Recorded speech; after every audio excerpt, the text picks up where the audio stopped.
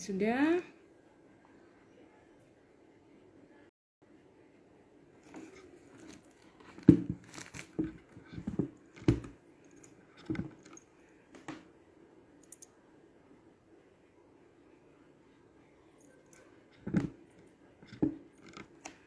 Ya, halo sahabat BPHN. Ini sudah ada yang bergabung satu, sambil kita menunggu yang lainnya bergabung bersama kita sore ini. Ya.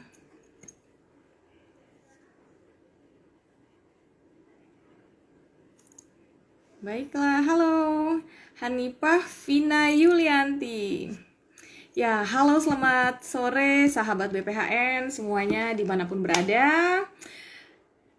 Seneng banget bisa ketemu lagi dalam acara BPHN Talks, segmen partisipasiku dengan tema Public Hearing Prolegnas 2022. Ayo dong, ajak sahabat BPHN lainnya untuk bergabung dengan kita di sini untuk bisa mendengarkan informasi-informasi bermanfaat dan menjadikan sore kita menjadi sore yang lebih spesial lagi, biar semakin bisa memetik manfaat dari acara ini juga dan semakin banyak juga yang dengerin gitu. Halo semuanya yang sudah bergabung. Ini sambil kita menunggu yang lainnya bergabung juga bersama kita di sini di acara BPHN Talks, segmen partisipasiku dengan tema Public Hearing Prolegnas 2022. Ya, terima kasih untuk sahabat BPHN yang sudah bergabung sore ini. Stay di sini terus ya. Dan jangan lupa ajakin teman-teman yang lainnya biar makin rame dan bisa menikmati sore bersama BPHN Talks. Karena hari ini kita menghadirkan dua narasumber yang akan membahas tuntas seputar Prolegnas 2022. Sebelum kita panggilkan kedua narasumber kita, aku mau ngenalin dulu nih aplikasi yang sangat bagus punya BPHN, namanya aplikasi Partisipasiku. Bagus banget. Kenapa bagus? Karena melalui aplikasi Partisipasiku ini, seluruh masyarakat Indonesia, baik itu orang perseorangan, kelompok orang, atau instansi yang mempunyai kepedulian atau kepentingan terhadap substansi peraturan perundang-undangan, bisa memberikan masukannya untuk turut meningkatkan kualitas pembangunan hukum nasional. Jadi, partisipasi yang diberikan itu akan digunakan pada tahap ex ante, kemudian tahap ex post juga. Apakah itu? Pada tahap penyusunan naskah akademik dan juga pada tahap analisis dan evaluasi peraturan perundang-undangan. Wow, ini sudah banyak yang bergabung. Rasanya kalau sudah banyak yang bergabung, kita harus segera panggilkan kedua narasumber kita. Jangan lupa ajak semuanya, sahabat BPHN yang lainnya biar bergabung bersama kita. Karena kesempatan ini adalah kesempatan yang sangat langka. Ngobrol bareng dua ahli dari BPHN terkait dengan tema yang akan kita hadirkan saat ini, yaitu terkait apa? Terkait Public Hearing Prolegnas 2022. Siapakah narasumber yang akan kita hadirkan kali ini? Kita panggilkan segera. Ada Mbak Nunu, Kasubag Penyusunan Prolegnas. Nama lengkapnya Nunu Febriana Ningsih. Narasumber kita yang satu lagi, sebentar, ini sepertinya sudah tergabung. Halo Mbak Nunu, sudah mendengar suara saya? Halo Mbak. Hai. Nah, beliau adalah narasumber kita yang satu yang tadi kita sebutkan, Mbak Nunu Febriana Ningsih, Kepala Sub Penyusunan Prolegnas. Sehat ya, Mbak Nunu? Halo sahabat-sahabat BPHN, sehat alhamdulillah Mbak Lisa. Baik, kita panggilkan narasumber kita satu lagi sebentar. Nih, kita coba panggilkan narasumber kita yang satu lagi, Mas Adrian Erika Tama, perancang peraturan perundang-undangan. Kita coba undang dan semoga sore ini berjalan dengan lancar. Amin, Nah, Mas amin. Erik, amin. Halo Mas Erik, sudah bisa bergabungkah dengan kami? Alhamdulillah. Halo Mas Erik. Halo, Assalamualaikum Mbak. Waalaikumsalam. Kayaknya latarnya itu sedang berada di kantor nih Mas Erik. PHN banget ya backgroundnya ya? Iya, nggak apa-apa. Ya berarti kan satu bentuk totalitas ya, bener nggak sih sore bersama BPHN Talks di BPHN. Nah, ini udah banyak banget juga sahabat BPHN yang bergabung dengan kita. Tadi untuk pembukaan, saya juga sudah sedikit menjelaskan tentang aplikasi partisipasiku, aplikasi yang dikelola oleh PUSAE ya, milik BPHN. Itu memang aplikasi yang sangat bagus banget. Dan saya sekali lagi mengucapkan selamat datang kepada narasumber dan juga sahabat BPHN yang sudah bergabung. Sebelum kita mulai, kita minta narasumber kita untuk menyapa sahabat BPHN ya. Dimulai dari Mbak Nunu. Silakan Mbak Nunu. Ya, terima kasih Mbak Lisa. Assalamualaikum warahmatullahi wabarakatuh. Salam sejahtera untuk kita semua. Halo sahabat-sahabat BPHN dimanapun teman-teman berada. Pada hari ini sesuai apa yang disampaikan tadi Mbak Lisa, kita akan ngobrol-ngobrol gitu santai ya tentang tugas dan fungsi, salah satu tugas dan fungsi di BPHN terutama di bidang perencanaan legislasi, khususnya lagi di Prolegnas. Hari ini kita akan ngobrol santai dengan saya Nunu Febriana. Kebetulan saya ditugaskan di subbidang penyusunan prolegnas dan ditemani dengan rekan kerja saya perancang peraturan perundang-undangan Erik Tama yang akan memperkenalkan diri lebih lanjut. Silakan Mas Erik untuk memperkenalkan diri. Terima kasih. Terima kasih Mbak Nunu. Assalamualaikum warahmatullahi wabarakatuh. Selamat sore, sobat atau sahabat atau sobat sih Mbak Lisa kita sebutnya? Sahabat BPHN. Ini ya, oke. Selamat sore sahabat BPHN. Salam sejahtera untuk kita semuanya. Izin perkenalkan diri, saya Erik Tama. Saya bertugas di Badan Pembinaan Hukum Nasional selaku perancang peraturan perundang-undangan, dan dalam keseharian saya membantu Mbak Nunu dalam rangka menjalankan tugas Menteri Hukum dan HAM untuk sebagai koordinator penyusunan prolegnas di lingkungan pemerintah. Dan nanti kebetulan terkait dengan prolegnas ini kan mungkin nanti agak sedikit semi politis gitu ya, Mbak. Mungkin nanti bisa punya yang cukup menarik nanti gitu. Terima kasih Mbak Lisa. Oke.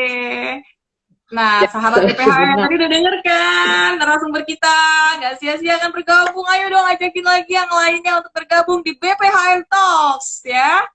Oke, di segmen partisipasiku. Ayo berikan partisipasimu. Oke, langsung aja kayaknya nih Mbak Nunu dan Mas Erik. Kita langsung masuk ke pertanyaan pertama ya. Santai aja, kita ngobrol santai ya. Nah, tadi kan kita sudah menginformasikan dan memang tema kita saat ini adalah tentang prolegnas ya. Nah, ini mungkin banyak juga yang belum begitu memahami apa itu konsep prolegnas, bagaimana konsepnya, apa itu prolegnas. Nah, mungkin di sini saya meminta aja kepada narasumber Mbak Nunu atau Mas Erik mungkin bisa menjelaskan bentuknya atau instrumennya, jenisnya, ya pokoknya segala sesuatu tentang hal itu. Silakan Mbak Nunu atau Mas Erik nih.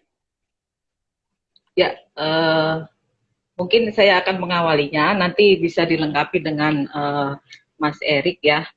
Jadi kalau kita mungkin banyak sahabat-sahabat BPHN yang mungkin mempunyai lingkup kerja yang bukan di bidang hukum gitu, tapi sangat bersentuhan dengan hukum. Kenapa? Karena hukum ini kan menjadi bagian dari hidup di masyarakat gitu. Semua tata kehidupan kita diatur dengan hukum, di mana substansinya adalah peraturan perundang-undangan. Jadi ada baiknya kita juga bisa memahami sedikit pengetahuan mengenai bagaimana sebenarnya pemerintah menyiapkan pembentukan peraturan perundang-undangan itu sendiri gitu. Kok tahu-tahu istilahnya ada undang-undang ini gitu. Di mana di balik layar itu seperti apa gitu kan. Jadi pertama kita akan mengenalkan terlebih dahulu kepada sahabat-sahabat BPHN di seluruh Nusantara ya. Prolegnas itu adalah suatu instrumen perencanaan pembentukan undang-undang yang disusun secara sistematis dan juga terintegrasi dan terencana gitu ya. Ini bisa kita lihat di Undang-Undang 12 2011 sebagaimana diubah dengan Undang-Undang 15 tahun 2019 tentang pembentukan peraturan perundang-undangan. Kenapa terencana? Karena prolegnas ini sudah maksudnya sudah dirancang untuk 5 tahun ke depan gitu, yang masuk dalam prolegnas jangka menengah. Jangka menengah itu 5 tahun. Kalau saat ini kita berada pada periode prolegnas jangka menengah 2020 sampai 2024. Kemudian dalam daftar prolegnas jangka menengah tersebut terdapat prioritas-prioritas yang akan kita masukkan dalam prolegnas prioritas pertahunan. Jadi jenis prolegnas itu ada 2. Yang pertama prolegnas jangka menengah untuk 5 tahun ke depan. Kemudian setiap tahunnya itu ada namanya prolegnas prioritas. Itu merupakan perencanaan hukum oleh pemerintah ataupun juga merupakan ketetapan bersama ya pemerintah, DPR dan DPD untuk menetapkan prolegnas prioritas tahunan tersebut. Nah, itu merupakan program pembangunan di negara kita gitu. Karena dalam prolegnas prioritas itu kan sedikit banyak juga sesuai dengan RPJMN, kemudian sesuai dengan rencana kerja pemerintah itu sendiri gitu. Jadi kalau bentuk dari prolegnas adalah daftar rancangan undang-undang yang akan disusun bersama oleh pemerintah, DPR dan DPD. Nah, itu sih Mbak pengenalan awal kita terkait prolegnas. Mungkin Mas Erik bisa menambahkan. Oh iya nih, khususnya tentang tadi ya, Mas Erik menyinggung mengenai politik hukumnya ya. Bener nggak? Di awal tadi. Okay. Nah, jadi, oke bagus tuh. Oke, jadi gini Mbak, kalau kita bicara prolegnas, kita tarik ke belakang ke sejarah tentunya sangat. Tetapi pada intinya prolegnas ini adalah ada 2 ya Mbak. Memang prolegnas produknya 1. Produknya adalah dari keputusan DPR. Tetapi dalam proses penyusunan prolegnas kita melibatkan 3 pihak, yaitu DPR, DPD dan pemerintah. DPR itu dikoordinir oleh Badan Legislasi, kemudian DPD ada panitia perancang undang-undang DPD RI, dan pemerintah itu dikoordinir oleh Menteri Hukum dan HAM yang dalam fungsinya dilaksanakan oleh BPHN. Nah, dalam kita menyusun prolegnas itu kita tidak semata-mata berbicara terkait dengan keinginan saja, tapi kita bicara terkait dengan kebutuhan. Nah, kebutuhan itu banyak. Ada yang tertuang dalam RPJP, tertuang dalam RPJMN. Kemudian kalau presiden kita kemarin kita mengenal ada istilah nawacita. Kemudian ada satu faktor yang paling cukup luas bisa dieksplor adalah kebutuhan hukum. Nah, kebutuhan hukum ini kan ada aspirasi masyarakat, kemudian kebutuhan hukum bagi pemerintah dalam rangka menjalankan pemerintahannya gitu ya. Nah, namun menurut saya yang sangat disayangkan adalah masih minimnya pengetahuan masyarakat bagaimana sebenarnya proses pembentukan suatu undang-undang yang sebenarnya Hmm. prosesnya sangat-sangat, walaupun kita hanya tahunya seolah-olah undang-undang itu dibuat di DPR, hanya itu saja yang diketahui oleh mahasiswa. Tapi sebetulnya kalau Hmm. kita tarik ke belakang itu sangat luas, dia sangat panjang sekali alur prosesnya. Kita mengenal sebenarnya prolegnas ini dalam proses perencanaan dan kitab kitab orang menyebutnya kitab suci lah begitu ya. Jadi buku panduan utamanya adalah Undang-Undang 12 tahun 2011 bagaimana telah diubah dengan Hmm. terakhir Undang-Undang 15 tahun 2019. Dan ada peraturan pelaksananya, ada Perpres 87 tahun 2014 dan ada perubahannya perubahan Perpres 87 tapi saya lupa nomor berapa. Nah, dalam proses pembentukan peraturan perundang-undangan ini, Mbak, kalau kita Hmm. bicara prolegnas dalam perencanaan awal itu dari prolegnas dimulai dari penelitian dan pengkajian sebetulnya. Jadi perencanaan itu dimulai dari prolegnas jangka menengah yang dijelaskan oleh Mbak Nunu tadi, prolegnas jangka menengah. Hmm. Prolegnas jangka menengah itu memuat daftar rancangan undang-undang yang bisa ditanda Hmm. kutip bisa dikatakan diizinkan untuk dilakukan perencanaan atau penyusunan selama 5 tahun ke depan. Jadi selain Hmm. judul-judul tidak dibolehkan kita menyusun suatu rancangan undang-undang kecuali ada izin prakarsa dari presiden. Jadi Hmm. kalau kita mulai ke depan kira-kira undang-undang apa saja yang akan jadi dalam 5 tahun ke depan, ya lihatlah prolegnas jangka menengah itu. Daftar itulah. Jadi prolegnas jangka menengah itu, kemudian ini kita baru bicara proses pembentukan peraturan perundang-undangan. Dari prolegnas jangka menengah itu, kemudian Pemrakarsa melakukan proses penyusunan. Proses penyusunan di internal pemerintah itu sangat panjang. Mulai dari Hmm. panitia antar kementerian itu kita si Pemrakarsa, kementerian atau lembaga yang memprakarsai itu mengundang kementerian lembaga terkait untuk Hmm. bersama-sama memutuskan terkait batang tubuh dari suatu rancangan undang. Nah, memang rancangan undang-undangan itu tidak bisa lahir begitu saja. Dia didahului Hmm. dulu dengan akademik. Naskah akademik yang memuat bagaimana latar belakang dari rancangan undang-undang itu lahir, apa latar belakang awalnya, landasan filosofis, sosiologis, dan yuridisnya. Kemudian kendala yang dihadapi, sampai bagaimana dampak terhadap keuangan negara ketika rancangan undang-undang itu nanti disahkan, itu ada semua dalam. Hmm. Nah, setelah panitia antar kementerian kemudian terlihat bagaimana bisnis prosesnya, kemudian si dilakukan di BPHN juga ada namanya penyelarasan naskah akademik. Penyelarasan naskah akademik Hmm. harus untuk menentukan antara RUU dan yang ada di RUU dan naskah akademik. Baru dilakukan ada proses di internal pemerintah, ada namanya proses harmonisasi. Nah, jadi dari serenteng panjang proses pembentukan peraturan undang-undang itu, Mbak, dari proses penyusunan itu, baru dia bisa masuk dalam prolegnas prioritas yang dijelaskan oleh Bu Nunu tadi, tahunan. Artinya, proses prolegnas prioritas itu adalah rancangan undang-undang yang sudah siap dibahas, artinya dia memenuhi kesiapan teknis untuk dilakukan pembahasan bersama DPR dan DPD. Hmm. Walaupun DPD berdasarkan putusan Mahkamah Konstitusi ada batasan-batasan, jadi ya, tidak semua rancangan undang-undang bisa diinginkan oleh DPD. Nah, terkait dengan proses prolegnas di lingkungan pemerintah, Mbak, kita itu yang pertama BPH akan melakukan inventarisasi dulu. Inventarisasi Hmm. dulu dimulai dari RPJ yang saya katakan tadi, RPJMN, RPJMN, RPJP, kemudian ada RKP, gitu. Kemudian Hmm. ada aspirasi masyarakat juga ada dan kebutuhan hukum. Nah, inti utama pada kita sore hari ini adalah dalam hal ini pemerintah itu butuh feeding dari masyarakat. Nah, Butuh ini apa? yang pemerintah itu butuh masukan dari masyarakat Hmm. untuk Oke. menyusun proyek. Hmm. Oke.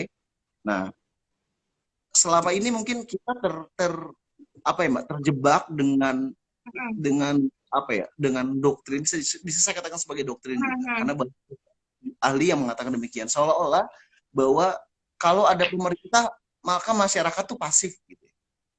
Hmm. Padahal semestinya saya sih menerapkan prinsip two takes for tango gitu. Jadi kedua pihak baik masyarakat maupun pemerintah harus sama-sama berperan aktif kan begitu, Mbak. Ya, Nah, betul. itu peran partisipasi masyarakat. Hasil dari inventarisasi BPHN termasuk partisipasi masyarakat itu kemudian kita rumuskan itu tusi utamanya Mbak Nunu untuk merumuskan itu menjadi satu daftar konsep.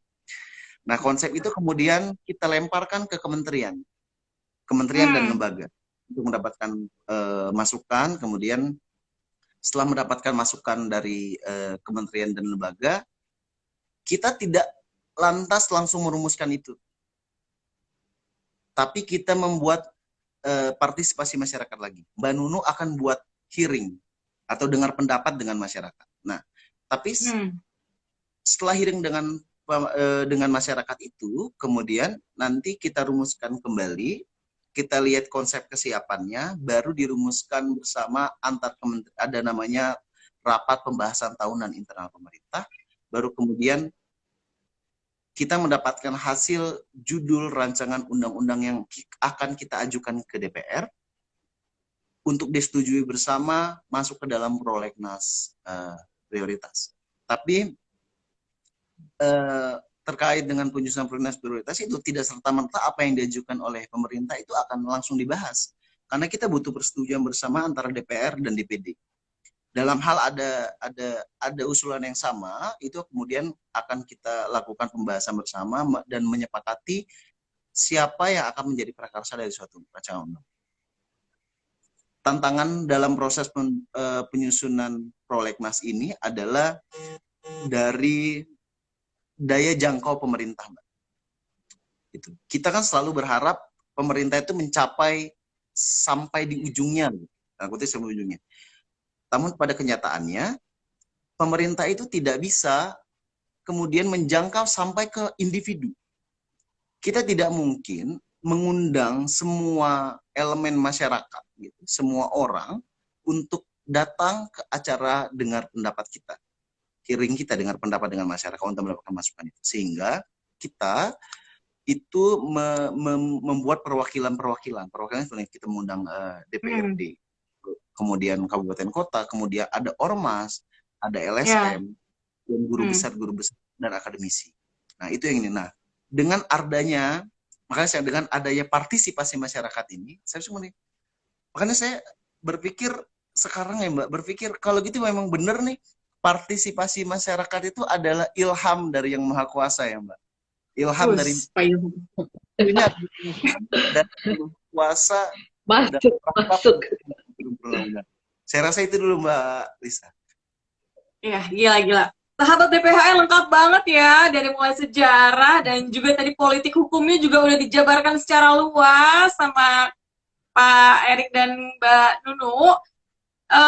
Sebelum kita masuk ke pertanyaan selanjutnya, dan sebelum ini pertanyaannya tenggelam, ada satu sahabat BPHN yang sudah mengajukan pertanyaan. Boleh ya, langsung kita campur aja ya, dari host juga, dari sahabat BPHN juga, ya nggak apa-apa ya bergantian. Karena biasanya gini, kalau udah lanjut, dia tenggelam gitu pertanyaannya. Oke, ini ada pertanyaan dari Besturen. Sejauh mana partisipasi masyarakat dalam menentukan prioritas peraturan yang akan masuk dalam prolegnas? Karena selama ini sepertinya partisipasi atau kondisi politik yang jauh lebih berpengaruh dalam keputusan tersebut. Silakan, Mbak Nunu atau Mas Erik? Mbak Nunu dulu deh. Nanti saya dibantu nanti dibantu Mas Erik untuk menjelaskan. Halo sahabat BPHN, Besturen, non jauh di Medan ya. Jadi terima kasih atas pertanyaannya. Sejauh mana peran serta masyarakat? Sebenarnya peran masyarakat memang sangat penting ya, karena kenapa? Karena keberadaan peraturan perundang-undangan itu sendiri ya, yang menerima dampaknya adalah masyarakat itu sendiri gitu. Jadi kenapa kita selalu berusaha untuk membuat peraturan perundang-undangan itu yang memang tadi seperti Erik sampaikan, bukan hanya sekedar keinginan pemerintah, tapi juga merupakan kebutuhan.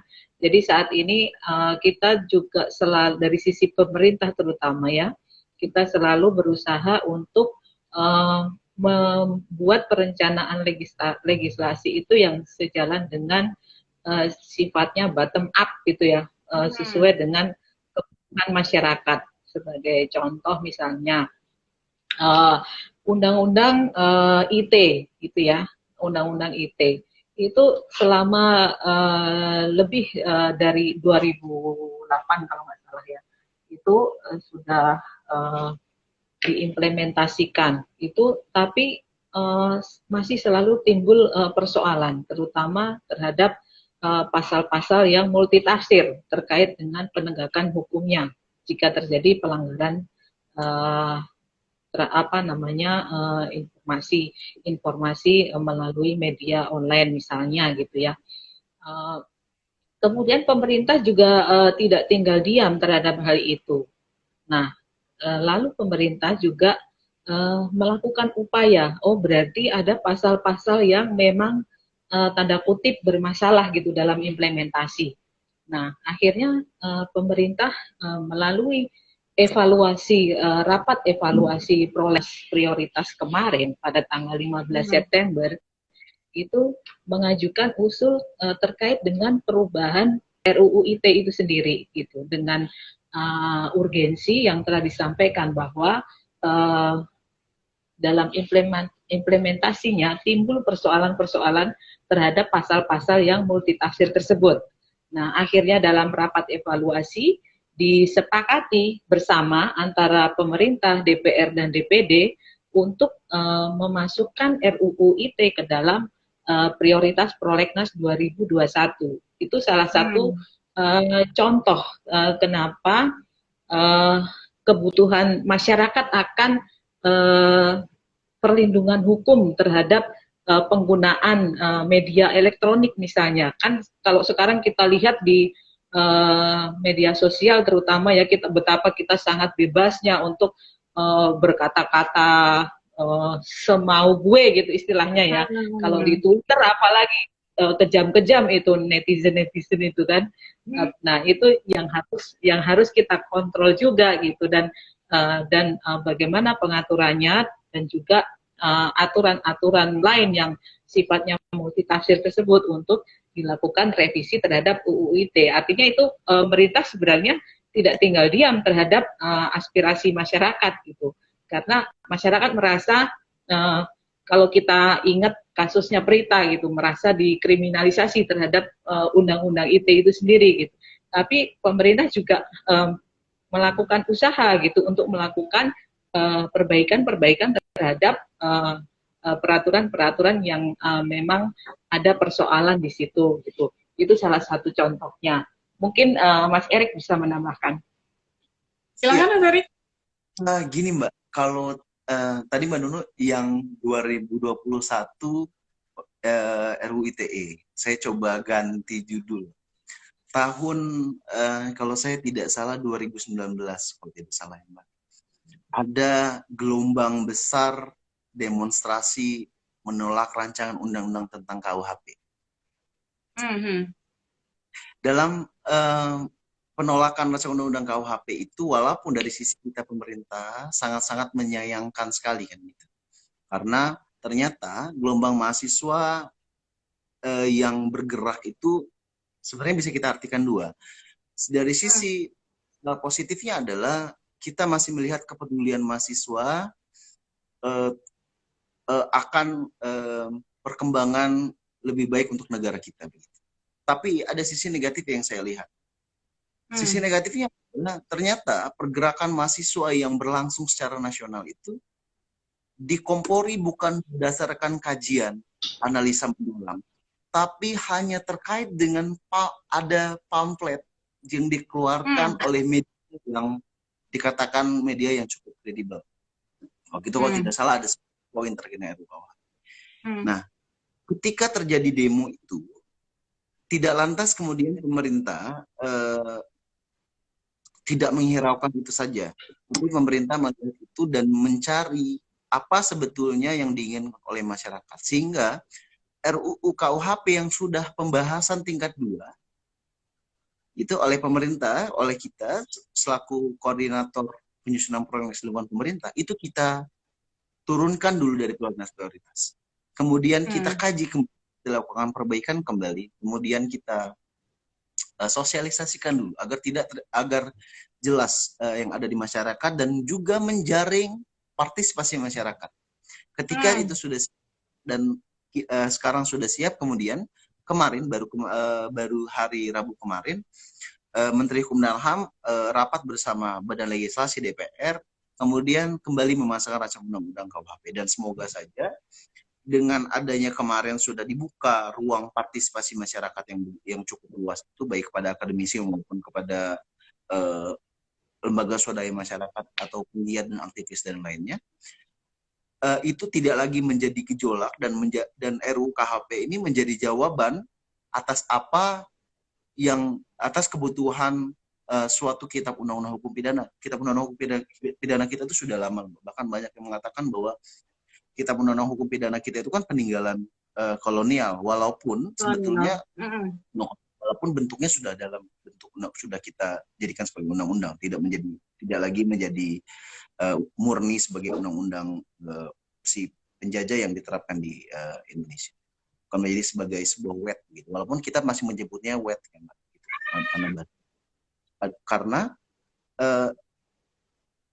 rancangan undang-undang KUHP ini kan kitab besar, Mbak, yang memang sebetulnya kalau ibarat kata sebuah bis besar yang badannya sudah digerogoti gitu. Jadi sudah hampir habis, tapi saya tidak sampai ke dalam. Jadi harapannya adalah kalau tadi Mbak katakan terkait sejauh tadi Mbak Mareta menanyakan sejauh apa sih pengaruh partisipasi masyarakat, kita bisa lihat dari rancangan undang-undang KUHP ini.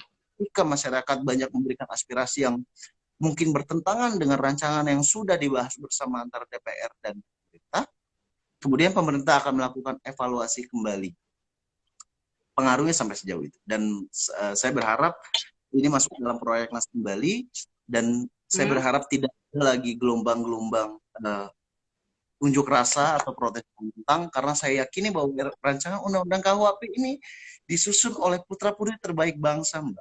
Disusun oleh para akademisi, para guru besar. Jangankan guru besarnya, staf yang mewakili Kementerian Hukum dan HAM dalam pembahasan itu sudah dipilih kredibilitasnya. Jadi saya yakin rancangan KUHP akan menjadi jawaban atas kalau orang-orang bilang, orang-orang pidana, kami haus akan kepastian sebuah kitab kami. Demikian, Mbak Lisa. Terima kasih, Mas Erik. Iya, saya masih ingat itu rame-ramenya KUHP ya. Dan saya tadi memang tertarik sekali dengan statementnya. Demonstrasi yang dilakukan bukan berdasarkan kajian, melainkan provokasi dari pihak-pihak tertentu ya. Padahal kalau mau mencari latar belakangnya dan naskah akademiknya, itu bisa dilihat di website kita ya. Kan sudah ada di situ, di bphn.go.id.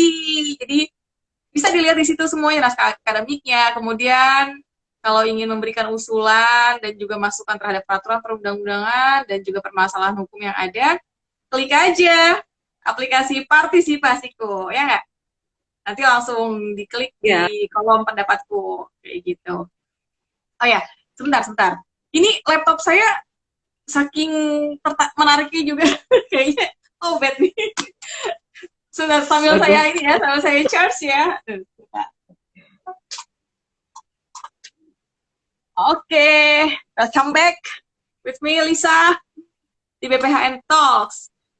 Ini agak mundur sedikit nih, Mbak Nunu dan Mas Erik. Tadi sempat disebut RPJP dan RPJMN. Nah, mungkin ada sahabat BPHN juga yang bertanya-tanya, itu singkatan apa sih gitu? Bisa nggak dijelasin dikit juga nggak apa-apa. Banyak bagus. Ya. Silakan. RPJP itu saya dulu ya, Mas Erik, nanti dilengkapi oleh Mas Erik. Biasanya kalau melengkapi itu jauh lebih lengkap, Mbak. Jadi saya pengantar aja gitu ya. Jadi RPJP itu adalah rencana pembangunan jangka panjang. Biasanya bukan biasanya gitu, ditetapkan dalam 25 tahun ke depan gitu. Jadi dalam 25 tahun ke depan Indonesia mau ngapain itu sebenarnya sudah ada perencanaannya melalui Bappenas, dikoordinasikan oleh Bappenas dengan melibatkan seluruh stakeholder, kementerian lembaga gitu ya. Nah, kemudian dalam RPJP itu di breakdown lagi ke bawah menjadi 5 tahunan, itu yang dinamakan rencana pembangunan jangka menengah. Itu dibagi menjadi 5 tahun gitu kan. Nah itu yang di prolegnas kenapa diambil dari jangka menengah, karena ya RPJP juga, tapi lebih konkretnya lagi ke RPJM agar nggak terlalu jauh gitu ya akan kebutuhan, karena kebutuhan akan peraturan perundang-undangan itu kan sifatnya dinamis ya, mengikuti kondisi sosial masyarakat gitu. Jadi ada kalanya kita di tengah jalan juga menemukan bahwa ternyata seperti kasus pandemi. Siapa yang sangka sih kalau bukan hanya Indonesia, bahkan seluruh dunia merasakan penderitaan tanda kutip yang sama gitu dalam pandemi COVID gitu. Sementara peraturan perundang-undangan kita ternyata ada beberapa yang belum mengakomodir tentang pandemi ini gitu. Makanya muncul peraturan-peraturan baru yang mengatur terkait dengan penanganan COVID. Itu kan hal-hal yang di luar perencanaan kita gitu ya.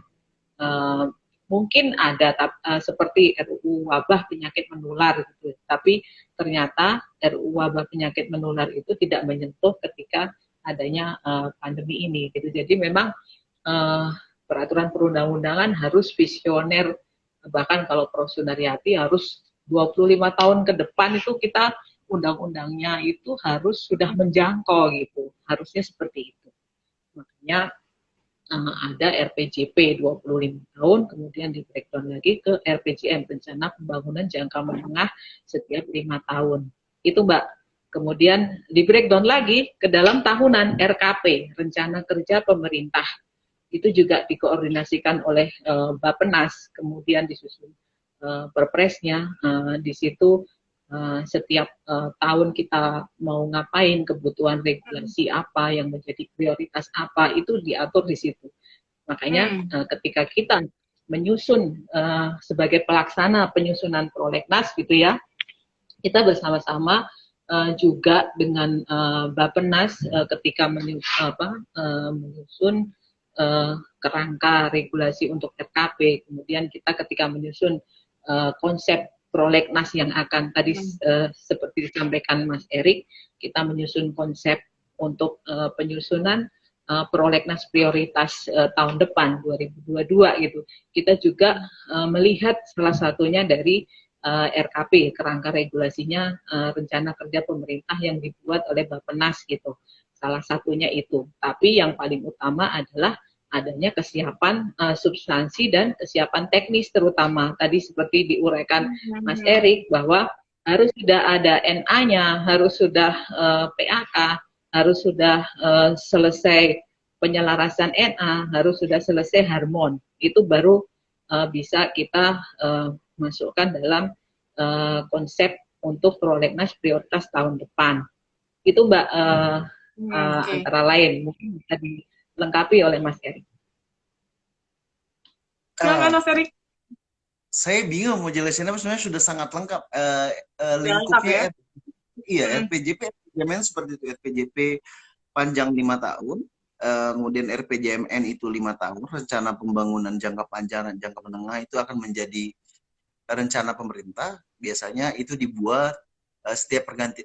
Kalau sekarang sih polanya begitu, setiap pergantian presiden dia 5 tahun itu dibuat RPJMN. Kemudian di melaksanakan RPJMN itu dituangkan lagi ke dalam rencana kerja pemerintah. Nah, RPJMN dan RKP ini menjadi bahan kita untuk menginventarisasi kebutuhan hukum, terutama terkait dengan rancangan. Demikian. Baik.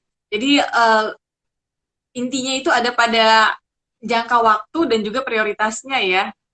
Baik, ini masih relate nih dengan pertanyaan tadi tentang RPJP dan RPJMN terkait dengan bagaimana sih prolegnas saat ini gitu.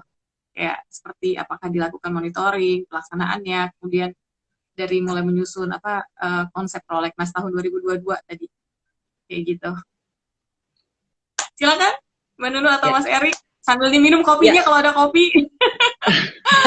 Atau sambil ngemil gitu ya santai-santai. Tadi sebelum live udah ngopi dulu Mbak. biar Oh nggak gitu, tegang. biar cenghar. Iya. Jadi maksudnya kita akan bicara mengenai apa perkembangan prolegnas yang saat ini gitu ya. Iya.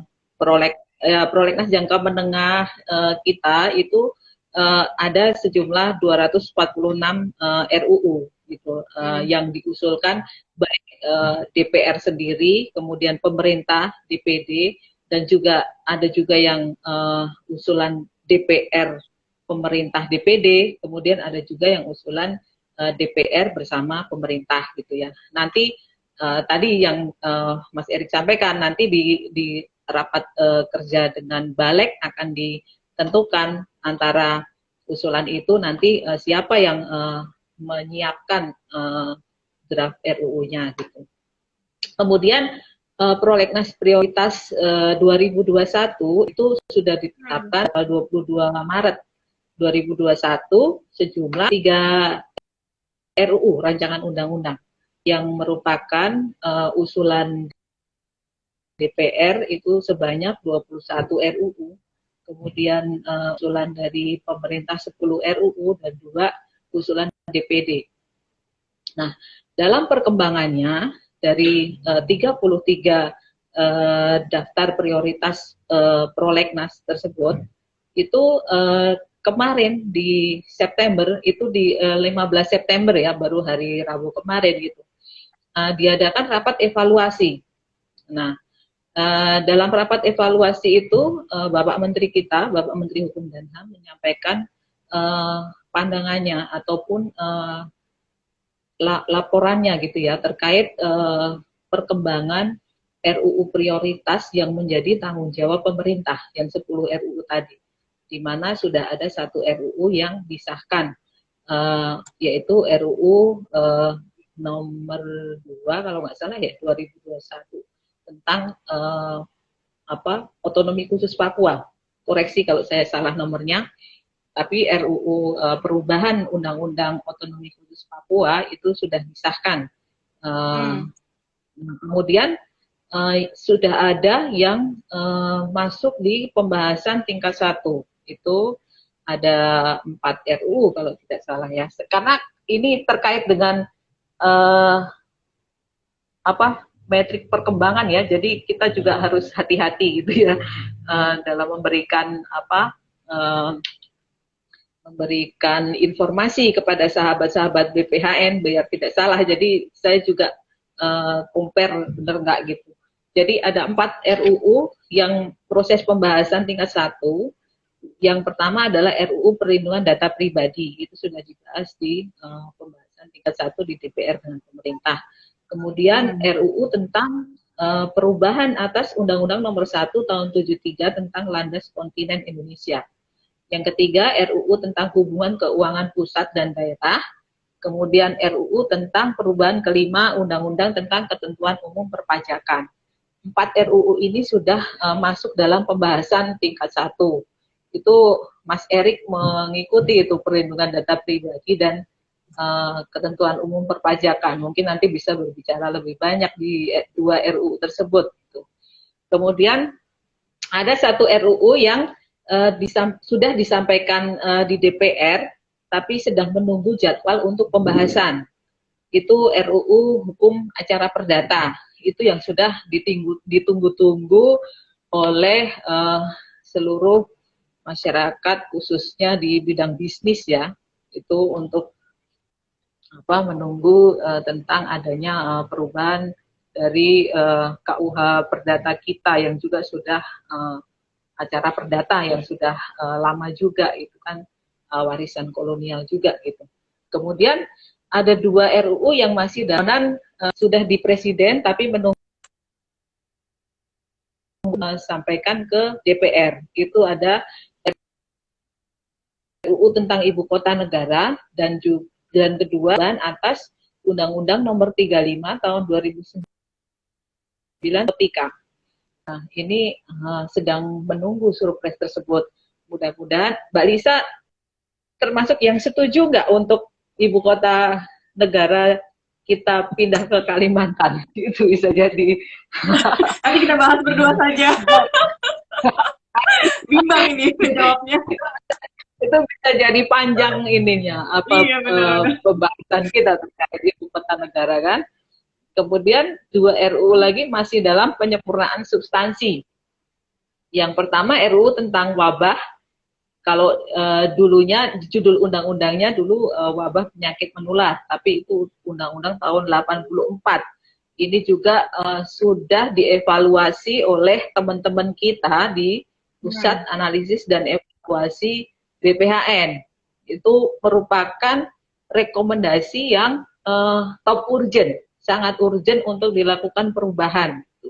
Nah, saat ini juga memang sudah dilakukan perubahan terhadap itu, tapi memang masih ada substansi yang harus diperbaiki. Kenapa? Karena salah satu substansi isu krusial dalam RUU wabah ini adalah adanya irisan dengan RUU penanggulangan bencana yang sekarang juga masuk di prioritas prolegnas tapi prakarsa DPR.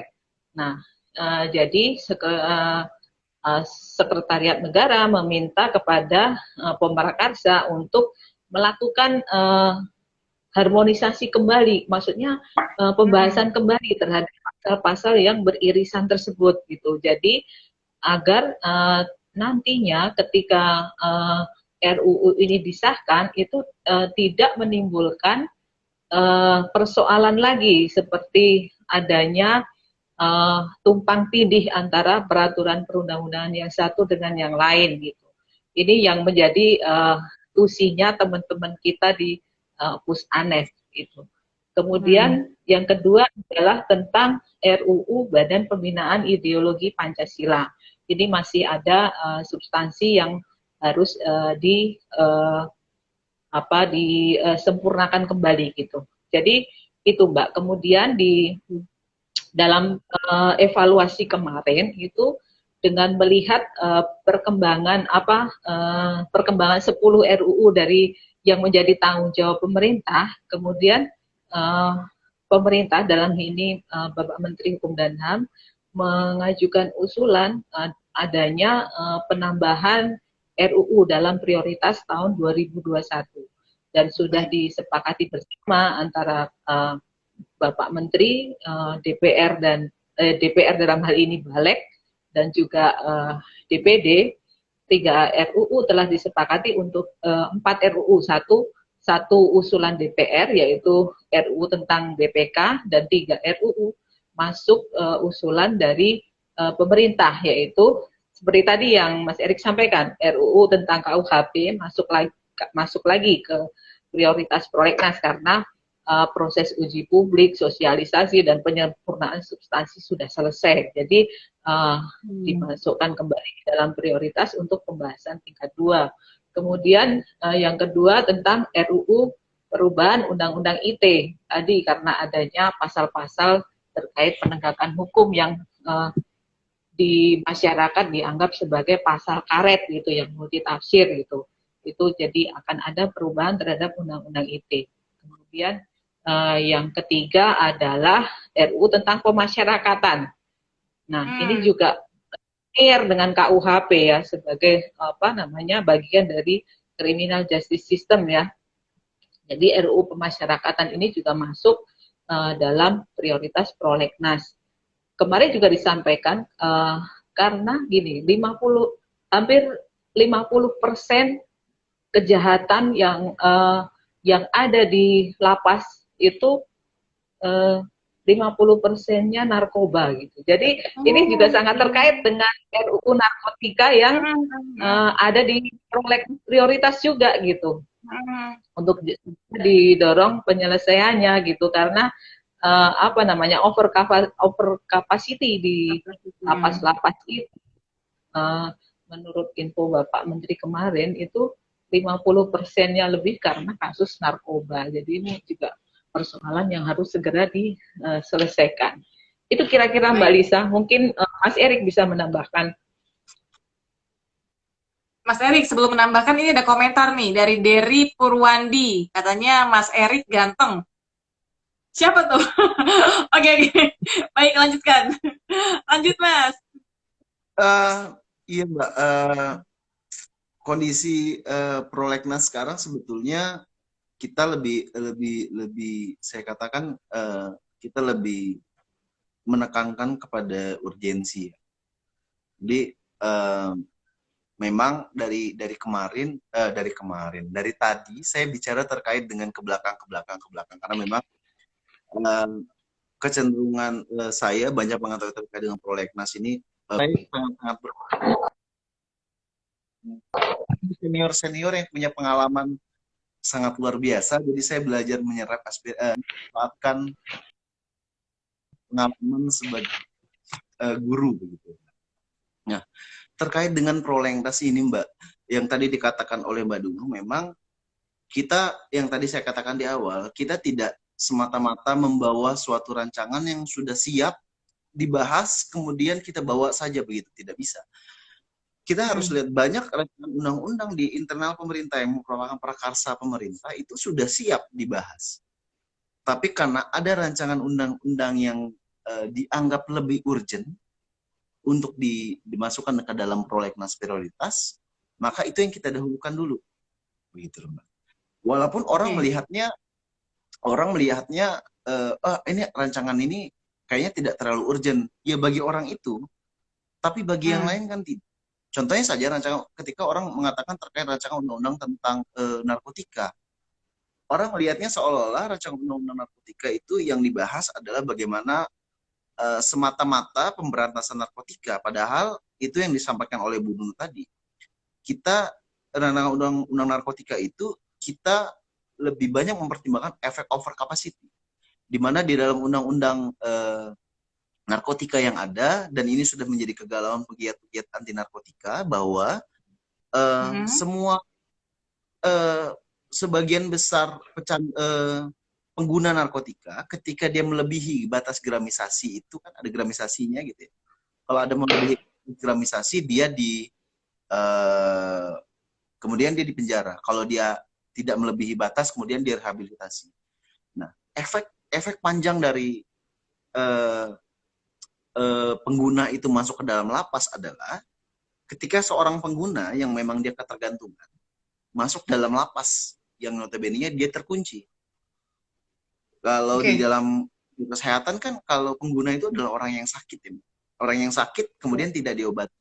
Nah, inilah yang akan diubah dalam undang-undang narkotika. Jadi kalau bisa saya katakan kita dalam menentukan prolegnas itu tidak semata-mata bicara terkait dengan pengaturannya ini harus sekarang, pengaturannya harus sekarang, tidak. Atau pengaturan ini sedang viral, kita menjadikannya ini karena ini viral harus diubah, tidak. Kita tidak latah viralnya di media, tapi kita bicara terkait dengan urgensi serta efek ke berbagai sektor yang terkait dengan rancangan undang-undang. Jadi tidak, kalau dikatakan tadi, jadi tidak kontradiktif ya Mbak. Kita mendengarkan aspirasi masyarakat, tapi kita tidak menjadikan viralnya suatu berita itu menjadi barometer kita dalam menentukan prolegnas prioritas. Gitu Mbak Lisa. Ya, terima kasih. Kita kembali ke pertanyaan sahabat BPHN dulu. Ini udah banyak banget, tenggelam, makanya saya harus scroll. Sebentar, ini ada dari Mamets 2K. Apa itu 2K? Tapi sejauh mana tapi sejauh mana aplikasi partisipasiku diketahui masyarakat? Sosialisasinya melalui media apa?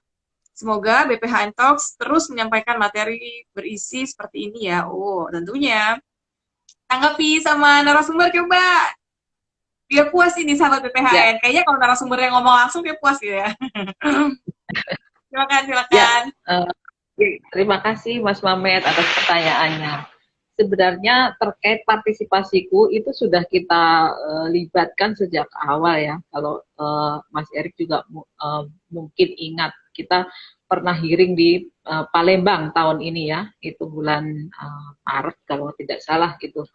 Itu juga kita juga selain kita melakukan hearing untuk mencari atau menggali masukan dari masyarakat bahwa apa sih sebenarnya kebutuhan regulasi yang saat ini dibutuhkan oleh masyarakat. Kita menginventarisasi hal tersebut, kita juga memberikan menyampaikan sosialisasi terkait dengan uh, sarana bagi masyarakat untuk memberikan masukan ataupun memberikan pendapatnya terhadap persoalan-persoalan yang menyangkut tentang peraturan perundang-undangan, khususnya dalam hal ini prolegnas gitu, yaitu melalui website BPHN, karena kita hearing kan sifatnya offline ya, kita bertemu tatap muka dengan masyarakat. Jadi di situ juga sekaligus kita memberikan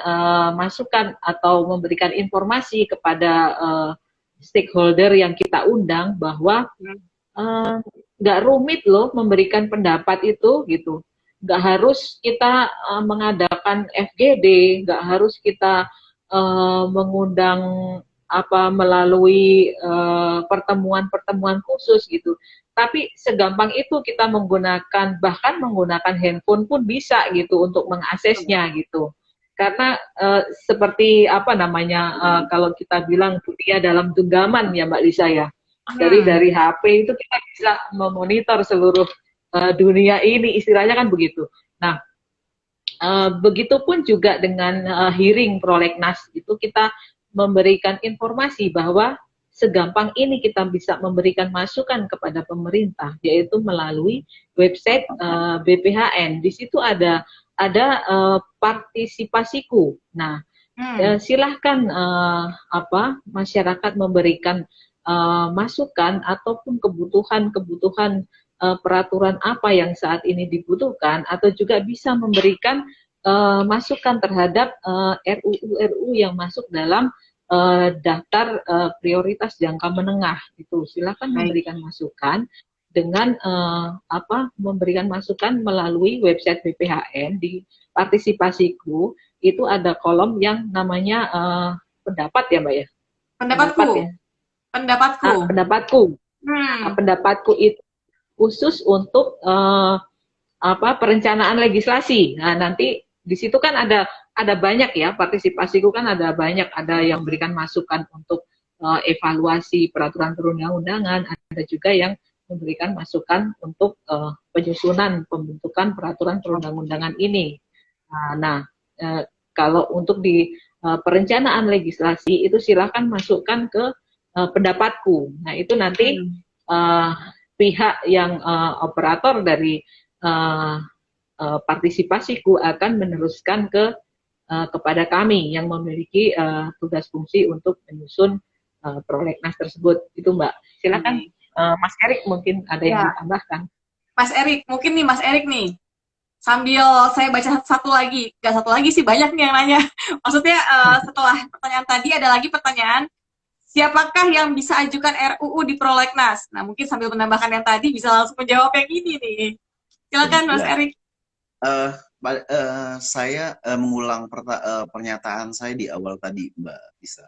Pada intinya adalah partisipasi ini adalah sebuah terobosan dari BPHN dalam rangka menjalankan tusi Menteri Hukum dan HAM sebagai koordinator penyusunan prolegnas di lingkungan pemerintah.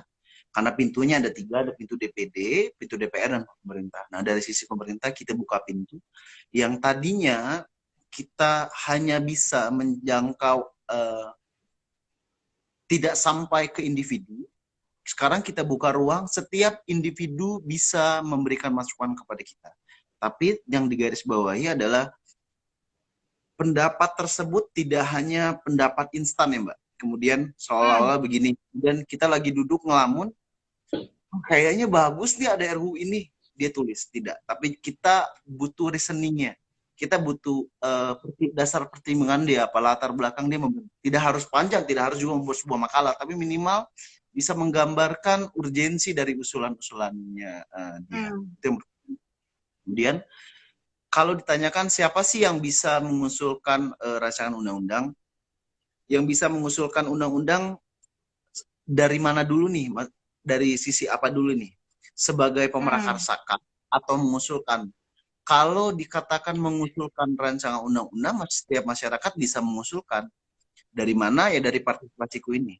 Jadi bisa diartikan partisipasi publik ini adalah masukan dari masyarakat kepada kita yang kemudian nanti kita telaah apakah layak atau tidak untuk kita tawarkan kepada kementerian lembaga yang memiliki tusi itu. Nah, kalau itu dari sisi yang pengusul, artinya namanya pengusul dalam arti yang sebenarnya. Tapi kalau dikatakan pengusul atau pemakarsa, kalau kita tarik ke Undang-Undang 12 tahun 2011 yang telah diubah Undang-Undang 15 2019 itu, pemrakarsa itu adalah kalau untuk di lingkup pemerintah itu adalah kementerian atau lembaga pemerintah non kementerian. Itu yang sebagai pemrakarsa. Tapi yang sebagai pembahas untuk lingkup pemerintah itu adalah di lingkupnya pemerintah itu yang sebagai pembahas hanya kementerian. Jadi kepala lembaga pemerintahan tidak bisa mengikut membahas, tapi diwakilkan oleh menteri yang mewakilkan presiden dalam masa undang-undang. Itu untuk di lingkungan pemerintah. Kalau untuk di lingkungan DPR itu biasanya ada dari anggota, ada dari komisi. Perbedaannya adalah kalau di lingkungan pemerintah dikoordinir oleh Menteri Hukum dan HAM, kalau di DPR itu dikoordinir ada alat kelengkapan namanya Badan Legislasi. Nah, Badan Legislasi itu punya tugas sama seperti yang dilakukan Menteri Hukum dan HAM di lingkungan pemerintah. Mereka mengakomodir rancangan undang-undang mana saja yang menjadi usulan-usulan dari anggota ataupun dari komisi.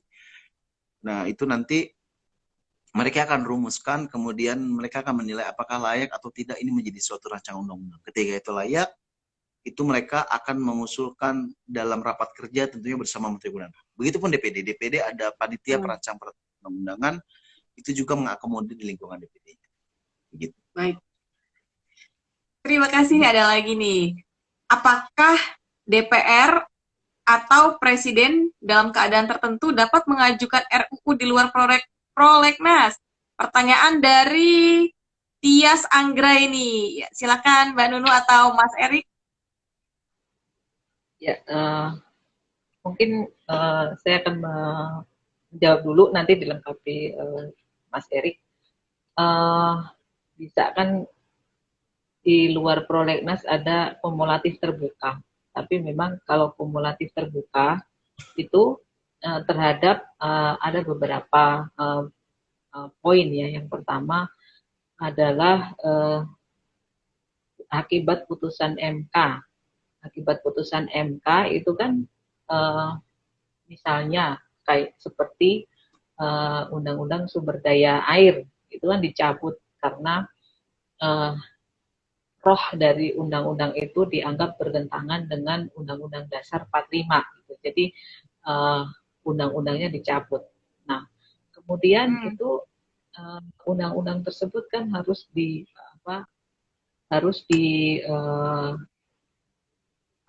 agar tidak ada kekosongan hukum gitu ya. Jadi harus dibentuk undang-undang yang baru meskipun saat itu kembali kepada undang-undang yang lama karena undang-undang yang barunya belum ada gitu.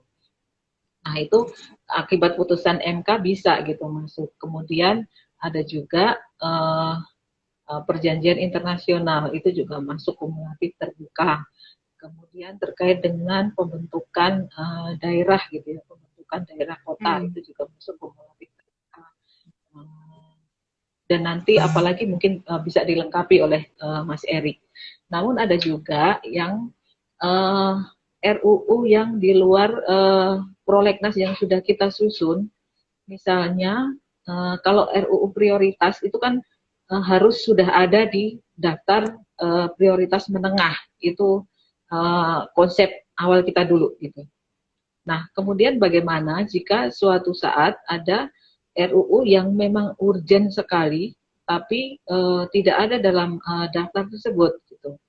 Jadi biasanya diajukan terlebih dahulu untuk melakukan perubahan terhadap daftar prioritas, daftar prolegnas jangka menengah untuk masuk ke jangka menengah. Kemudian dari jangka menengah itu dilihat dari urgensitasnya bisa masuk ke prioritas prolegnas itu. Tadi seperti disinggung Mas Erik di awal bahwa ada urgensinya dari presiden gitu ya, dari presiden yang menetapkan bahwa ini, atau ada kedaruratan yang sifatnya darurat ataupun bencana alam itu bisa untuk masuk dalam prolegnas. Nah, mungkin Mas Erik bisa menambahkan. Iya, sebetulnya memang dimungkinkan terkait dengan pemunculan rancangan undang-undang di luar prolegnas, tapi memang ada beberapa hal yang menjadi pertimbangan terkait dengan urgensi. Biasanya urgensi ini terkait dengan bencana alam, kemudian ada urgensi nasional yang kemudian disepakati bersama. Namun pilihan-pilihan ini jarang sekali digunakan. Biasanya itu kalau sangat urgent sekali dan dimungkinkan dengan waktu yang sangat-sangat singkat, biasanya pemerintah cenderung mengeluarkan perpu daripada melakukan pembentukan rancangan undang-undang di prolegnas. Tetapi sebetulnya tadi yang saya katakan bahwa di awal kan kalau kita mau lihat rancangan undang-undang apa saja sih yang mau disusun oleh DPR, DPD, dan pemerintah, itu lihat prolegnas jangka menengah. Artinya dengan adanya prolegnas jangka menengah itu kan proses prolegnas itu setelah membuat daftar list rancangan prolegnas pemerintah, prolegnas di lingkungan pemerintah, menteri akan terlebih dahulu meminta izin kepada presiden. Setelah presiden menyetujui, maka menteri akan membawa hasil persetujuan presiden itu ke badan legislasi. Jadi bisa diartikan rancangan undang-undang ada di dalam prolegnas jangka menengah itu sudah mendapatkan izin prakarsa dari presiden. Tetapi ketika dia tidak ada dalam prolegnas jangka menengah, maka si kementerian atau lembaga pendamping kementerian yang kita anggap sebagai pemrakarsa akan meminta izin prakarsa atau izin penyusunan kepada presiden untuk menyusun rancangan undang-undang itu, untuk kemudian nanti dimasukkan ke dalam prolegnas. Begitu Mbak Alisa. Oke, siap. Ini ada dari Nidia Mulia, Mbak Lisa, mohon pencerahan pertanyaan saya dong. Nah, ini dari tadi saya scroll ke atas nih Mbak Nidia, pertanyaannya yang mana ya? Mungkin sambil nanti mohon bisa diulangi pertanyaannya, saya sambil membacakan pertanyaan lainnya. Di sini ada dari Wulan PH 1308. Capaian realisasi di tahun 2021 kan tidak terlalu banyak. Mengapa perlu dilakukan penambahan? Di mana penambahannya dilakukan justru jelang akhir prolegnas. Mengapa tidak masuk di penyusunan 2022? Silakan. Mbak Nunu atau Mas Erik, silakan.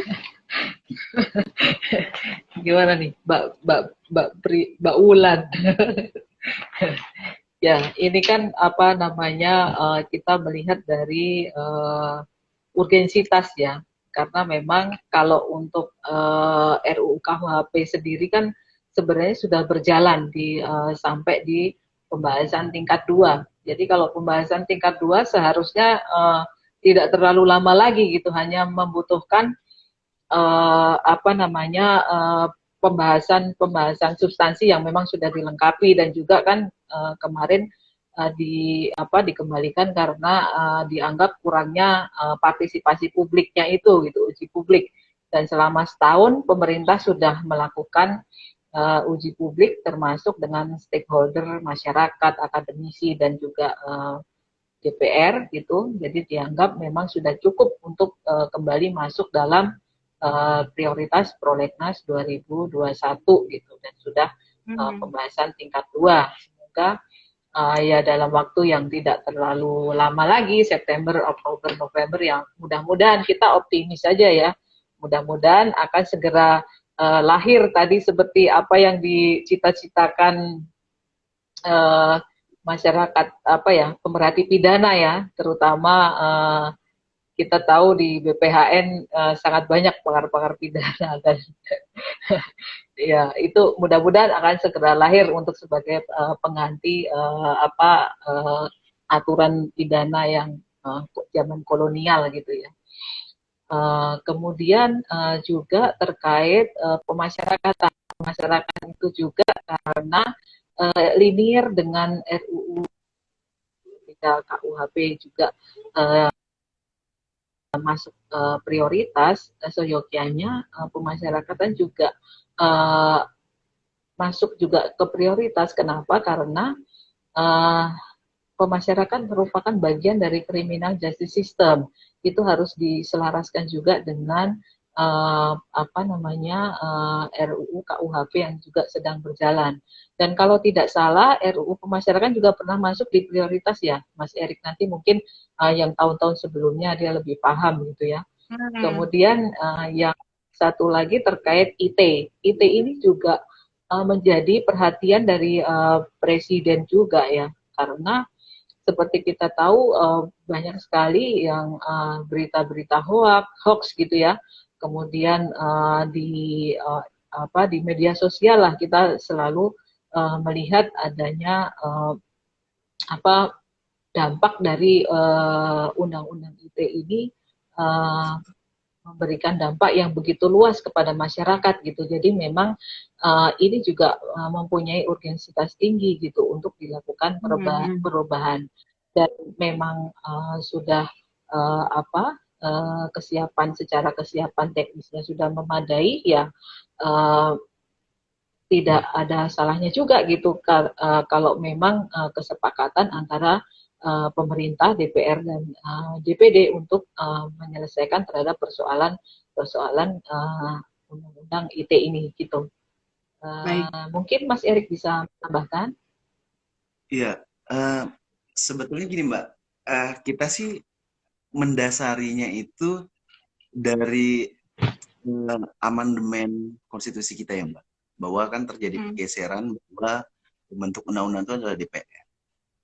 Dalam hal ini kan Presiden itu mengajukan usul.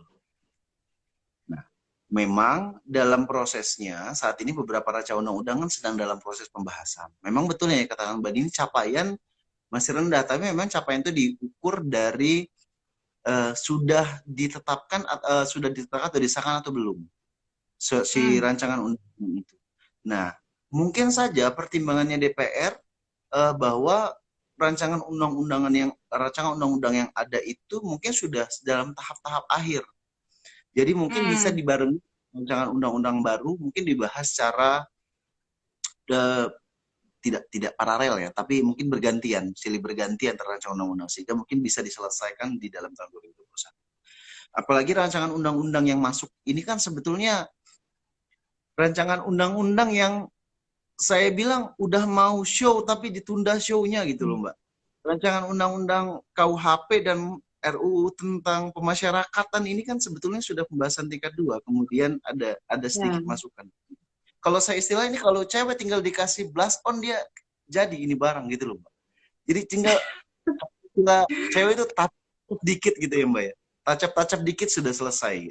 Jadi bukan kemudian kita melihat karena KUHP baru masuk, masyarakatan baru masuk, maka mereka akan menjadi daftar tunggu sampai RUU yang ada di dalam. Jadi tidak. Tapi mungkin bisa jadi dilakukan pembahasan secara berbarengan.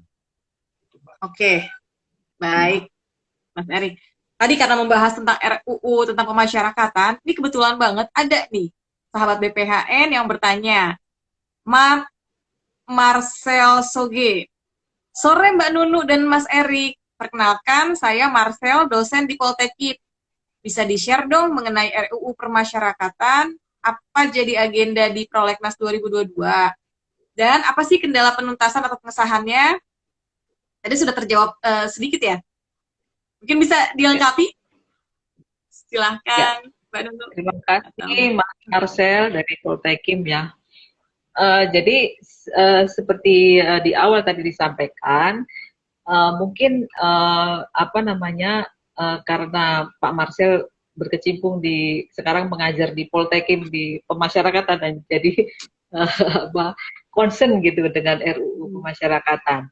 Mungkin sebagai informasi, kemarin tanggal 15 September lagi-lagi kami ulang gitu bahwa ada rapat evaluasi prolegnas prioritas. Jadi posisi RUU pemasyarakatan sudah masuk kembali ke prolegnas prioritas. Nah, tadi menyambung apa yang disampaikan Mas Erik bahwa RUU pemasyarakatan sudah pernah masuk di pembahasan tingkat 2. Jadi memang tadi mungkin ada touch up dikit gitu ya.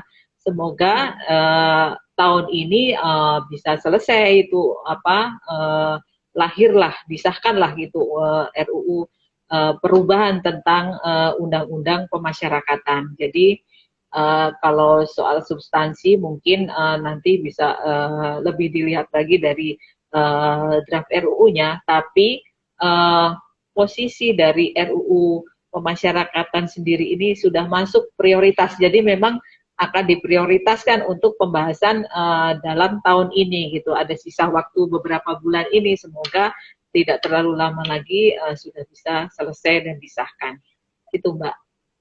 Baik. Silakan Mas Terima Erik. kasih. Tambahan. Mas Erik mau menambahkan?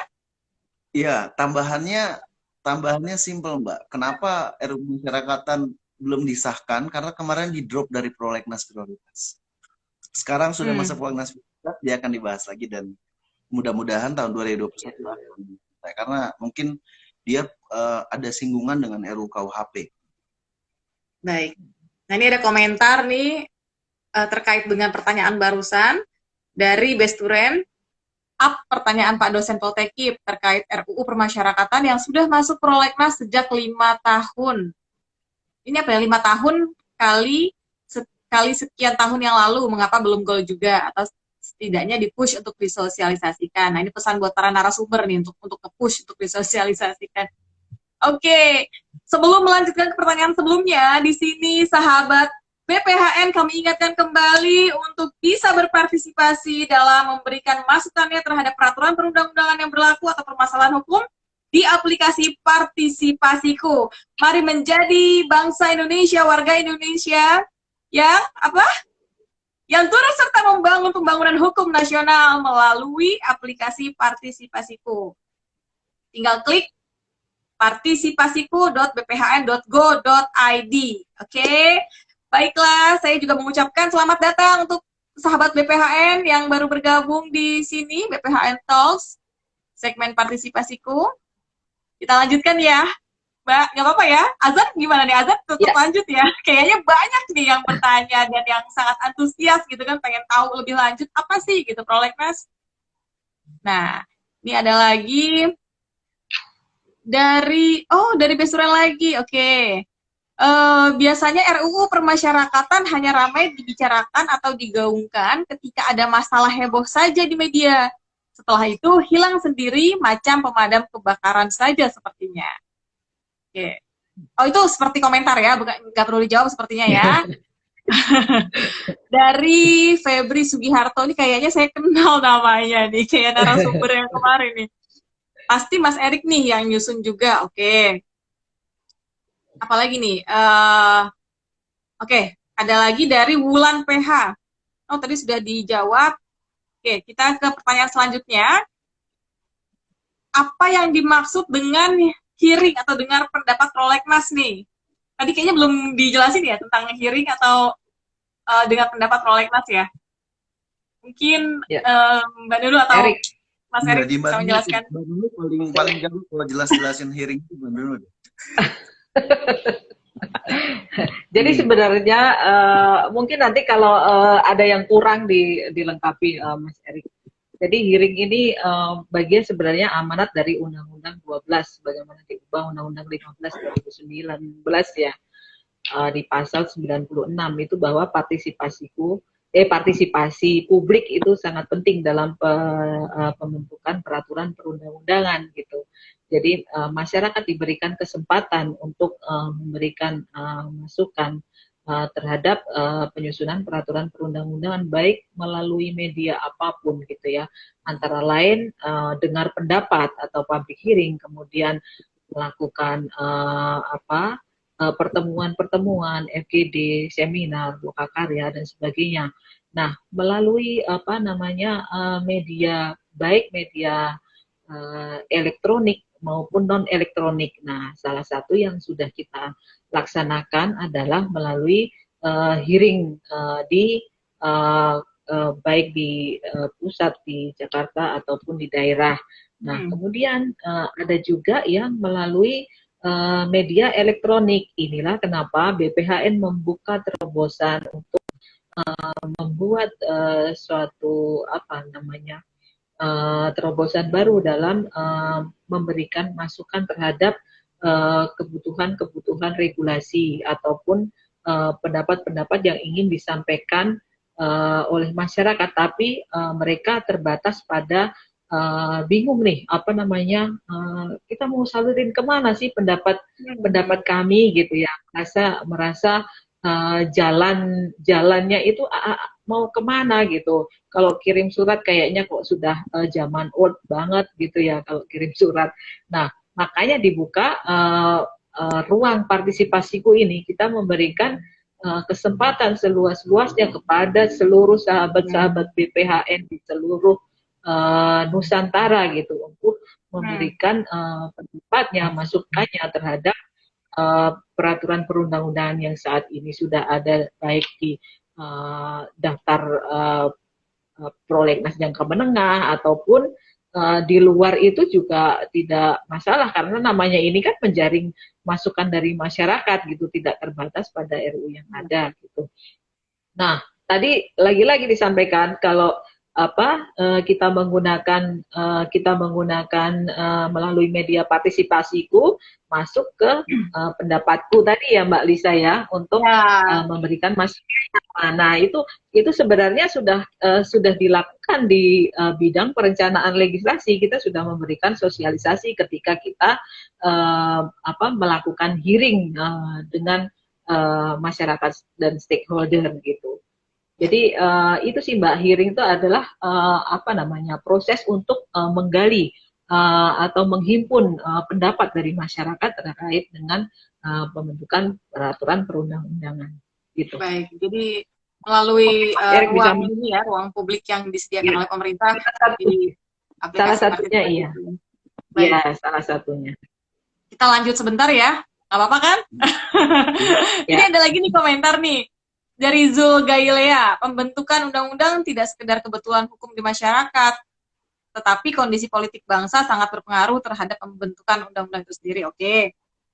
Baik, ini tadi mekanisme hearing juga sudah dijelaskan, kemudian ini mungkin pertanyaan terakhir nih. Apa kendala dan tantangan yang dihadapi dalam kegiatan hearing ini? Mas Erik, silahkan. Oke. Iya Mbak. Kalau bicara kendala, tentu ada. Kendalanya yang saya katakan tadi Mbak. Kendalanya adalah, mohon maaf ini agak sedikit dekat ya Mbak dari yang tadi, karena saya sudah siapkan baterai sampai 101%, ternyata masih kurang juga gitu. Jadi memang kendala kita yang saya katakan di awal tadi, kendala kita adalah kita tidak bisa menjangkau setiap individu. Jadi kita bicaranya adalah selalu ketika kita melakukan hearing baik di pusat maupun di daerah, ataupun yang dilakukan oleh DPR pun ketika dia melakukan hearing atau di daerah, itu cenderung kepada perwakilan masyarakat. Artinya cenderungnya pada ormas, kemudian LSM, kemudian biasanya adalah akademisi yang diundang. Kita kan sedangkan kita butuh juga nih ada orang-orang yang masyarakat yang peduli dengan cinta dengan Indonesia gitu kan. Bukti cinta itu biasanya peduli Mbak. Katanya kan gitu. Kalau bukti cinta biasanya, kalau orang peduli itu dia udah cinta biasanya kan. Nah, intinya adalah orang-orang itu kebanyakan tidak memiliki wadah. Saya punya ide, saya punya kajian sendiri, saya punya literasi yang bagus, tapi saya tidak tahu mau sampaikan ke siapa. Mungkin saya sampaikan ke LSM, itu mungkin LSM itu tidak memiliki pendapat yang sama, sehingga begitu dia sampaikan dia sampaikan kepada pemerintah, kepada si LSM itu, LSM sudah menolak lebih dahulu.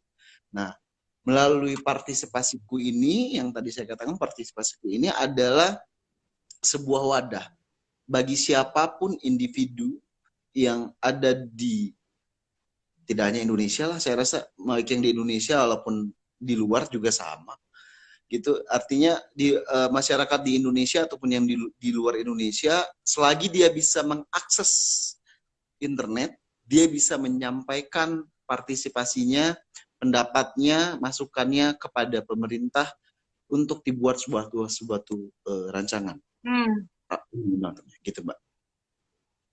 Baik. Ini ada pesan untuk pertanyaannya Mbak Nadia. Ini saya cari dari tadi nih ke atas ke bawah kok nggak ketemu ya Mbak Nadia. Aduh, mohon maaf. Atau gini saja. Kalau memang nanti Mbak Nadia masih penasaran dan memang membutuhkan penjelasan, berkenankah Mbak Nunu atau Mas Erik memberikan penjelasan kepada Mbak Nadia atau sahabat BPHN lainnya? Kalau memang berkenan, melalui apa nih? Apakah Instagramnya, WhatsApp-nya, atau bagaimana? Iya.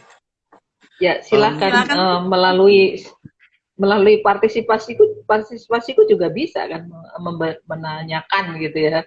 Apa nanti dari operator partisipasi kan akan melanjutkan ke kita. Jadi sebenarnya tadi inti dari kendala tuh sebenarnya ada di ketidaktahuan masyarakat harus menyalurkan kemana gitu. Karena kalau menunggu undangan dari pemerintah ataupun dari DPR gitu, memang tadi tidak bisa menjangkau sampai ke individu. Dengan adanya mekanisme partisipasiku ini bahkan siapapun gitu ya, termasuk tadi yang disampaikan Erik, warga Indonesia yang ada di luar negeri gitu, diaspora itu punya kesempatan yang sama untuk memberikan masukan kepada kita bahwa dengan salah satunya dengan partisipasiku ini. Makanya kita butuh sarana sosialisasi yang luas sepertinya untuk partisipasiku ini agar seluruh masyarakat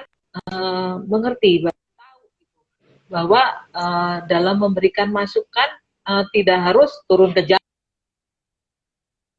misalnya, tidak harus penunggu undangan untuk dalam rapat-rapat terbatas, karena kan kalau rapat-rapat ataupun event-event tertentu itu merupakan kegiatan yang sifatnya terbatas gitu ya. Kalau dengan mekanisme elektronik seperti ini gitu, melalui HP pun bisa gitu. Jadi begitu mudahnya memberikan masukan kepada pemerintah melalui partisipasiku ini gitu Mbak Lisa. Baik, Mbak Nunu. Ini mohon maaf nih, ternyata ada yang membantu untuk menuliskannya. Jadi pertanyaan Mbak Nadia, nggak apa-apa ya kita bacakan sebagai pertanyaan dari sahabat BPHN terakhir nih ya. Kenapa isi prolegnas hanya berupa judul-judul? Kenapa tidak ada ringkasan dan irisannya dengan peraturan lain? Seingat saya itu tadi kan. Oh, orangnya sudah leave. Oke. Mungkin ini pertanyaan terakhir yang mohon dijawab oleh narasumber. Silakan. Ini mungkin Mas Erik ya yang lebih tahu ya, karena lebih dulu berkecimpung di prolegnas. Tapi memang prolegnas berisi data. Sebenarnya kita punya untuk isu-isu krusial dalam setiap RUU yang ada dibahas dalam prioritas prolegnas itu. Tapi karena ini sifatnya kan RUU itu sifatnya kan butuh kesepakatan antara tiga pihak, antara pemerintah, DPR dan DPD. Jadi sementara dari sisi kita pemerintah, kita kan memonitor dari sisi pemerintahnya. Nah itu nanti perkembangan itu kan akan bergulir terus Mbak, dari pembahasan baik tingkat 1, tingkat 2 gitu. Jadi apa yang informasi yang disampaikan agar tidak bias gitu ya, nanti menjadi polemik gitu ya. Jadi memang daftar-daftar RUU di prolegnas itu yang disampaikan, tapi mungkin Mas Erik lebih bisa menjelaskan dengan baik ini terkait hal ini. Silakan. Oke, gini Mbak, simpelnya gini. Kenapa prolegnas hanya berisi judul saja? Karena itu adalah keputusannya DPR. Kalau itu adalah keputusan pemerintah, mungkin bisa kita ubah. Tapi prolegnas itu adalah keputusan DPR. Namun yang tadi mungkin Mbak Nadia tadi bilang. Mbak Nadia. Mbak Nadia mungkin dia agak khawatir kenapa hanya judul. Kita harus kembali yang tadi diterangkan oleh Mbak Nunu di awal, bahwa untuk masuk ke dalam prolegnas itu minimal ada hasil penelitian pengkajian atau naskah akademik. Jadi tidak mungkin hanya masuk judul saja, tapi sudah ada barangnya sudah ada. Pertanyaannya sekarang barangnya masih embrio, masih 1 bulan, apa sudah 5 bulan, 7 bulan, atau sudah 9 bulan yang siap dilahirkan? Ya, ya, ya. Itu saja. Jawaban yang bagus ya. Semoga nanti Mbak Nadia bisa mendengarkan ulang ini rekamannya, karena hasil dari acara kita ini juga akan dipublikasikan di Instagram BPHN Kemenkumham. Baiklah, kita sepertinya sudah 1,5 jam nih ya ngobrol-ngobrol. Saya ucapkan terima kasih untuk kedua narasumber, Mbak Nunu dan juga Mas Erik. Sukses dan sehat selalu. Selamat melanjutkan tugas ya, bila memang masih ada tugas setelah ini. Dan juga terima kasih untuk sahabat BPHN yang sudah setia mengikuti acara kita dari awal sampai dengan akhir. Jangan lupa saksikan acara-acara BPHN Talks selanjutnya pada kanal-kanal milik BPHN. Ada Instagram BPHN, ada juga YouTube-nya BPHN TV. Jangan lupa follow Instagram-nya dan subscribe YouTube-nya. Sahabat BPHN yang punya pendapat tentang peraturan perundang-undangan atau permasalahan hukum saat ini, jangan ragu, sampaikan pendapat kalian, karena pendapat kalian penting bagi pembangunan hukum. Yuk, sampaikan pendapatmu melalui aplikasi Partisipasiku di kolom pendapatku. Caranya gampang, klik aja partisipasiku.bphn.go.id. Nanti langsung klik kolom pendapatku. Oke, sekian dari saya Lisa. Sampai jumpa di acara berikutnya. Untuk semuanya, selalu bahagia, sehat, dan mari kita bangun hukum nasional kita. Bye, sampai jumpa. Terima kasih Mas Erik, Mbak Nunu. Dah. Terima kasih partisipasiku dan Saya semua akhiri tim ya. yang terlibat. Ya.